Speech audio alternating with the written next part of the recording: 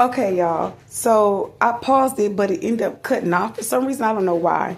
So, like I said, this is going to be part two, the part where I paused it, where it cut back on.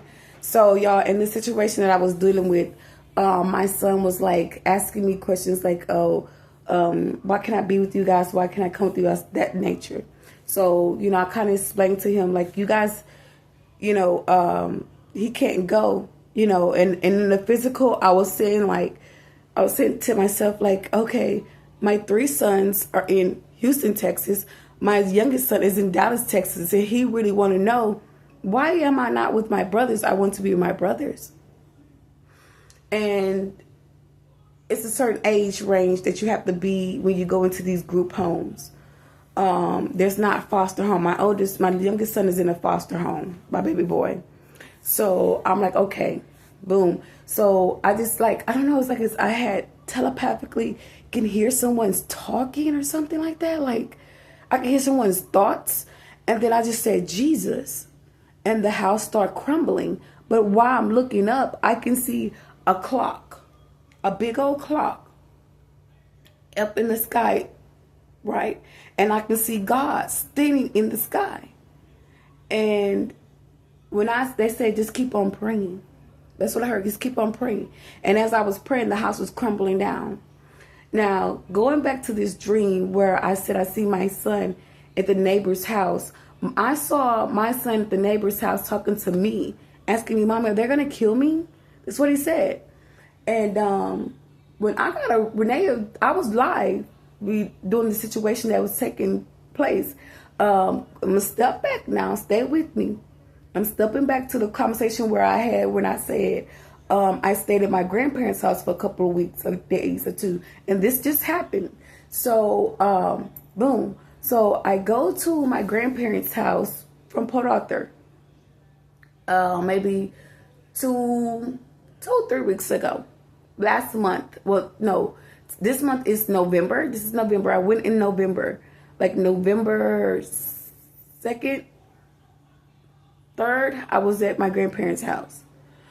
And I just saw how people was just, my auntie was like, oh, you're going to be for yourself. Don't worry about this person. Don't worry about that person. We don't need your help to pay bills. We don't want none of your help. We just want you to get your stuff together where you can just go ahead and go. But we're tolerating you because you're here. You're here. We're tolerating you. You're, you know what I mean? Like you're here type of deal. So I'm like, oh, okay. So I'm like, okay, I got that out the way because I didn't feel comfortable. Because my aunt was like, oh, you still here type of shit, just making me feel very uncomfortable and all this shit, and then when I try to talk to her and give her updates, like I could see my cousin, like, don't worry about it, like, I got this, you know what I mean? And I'm looking like what you got? Because you damn sure ain't got me.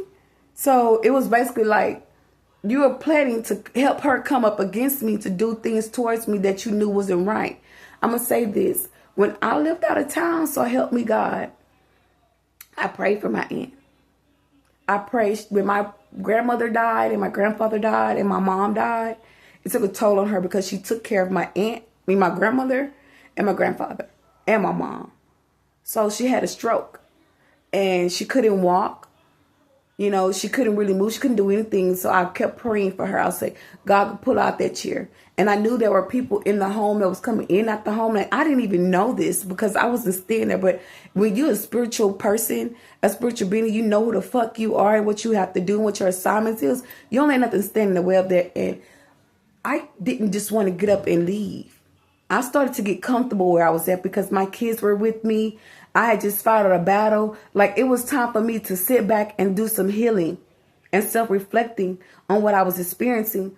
And I remember getting up and praying for her and saying, whoever's there in that home, it's time for y'all to leave. Y'all not welcome there. I was trying to save her because whatever they were doing, it was wicked. It was demonic what they were doing to her. So y'all look at this. So I'm like writing her down in the Bible. Like, God, make sure you bless her. Make sure you cover her. I'm writing everybody's name down in the Bible. Like, bless my family. Help me break this cycle off the family because these are spirits. jumping to generation to generation. This is my family, but this is not my spiritual family. I'm not supposed to be with y'all, but I'm supposed to break this generational curse and cycle off the bloodline. Boom. So going back to when I was at my grandparents' house. So I'm at my grandparents' house and all of this stuff going on. I'm living there, and then I got an email stating about me losing the case to get my kids back. I got very upset. I got frustrated. I walked outside. I was like, you know what? This family's not shit. But before I walked outside, I went live. I went live on my social media, and I let it be known that my cousin was there. One cousin, her and her mom came there to the house one day when I came back, and they spiritual attacked me in the home. Like, walked up in the room and started jumping on me, fighting me. So I let them. And so when they walked out and they walked back outside, I attacked them right back. I didn't give them a chance enough to sit in their seat. I attacked them right back and was fine with that. So I guess the daughter didn't feel as though, how would I say this, as though like it was fair. So she wanted to get her lick back. So she was at my grandparents' house. She was part of the setup. And she didn't come in and speak. She didn't say shit to me. And I said, see how you can see how family members come over just to start shit. And just accuse you like you're not nothing, but you're the adult, you know your position. And they move like they in authority. So I go out and I say, okay. I say, why she don't speak? She don't say shit. And I talked about this situation that I'm talking about right now, about how they attacked me while I wasn't there at my grandparents' house. So, hold on.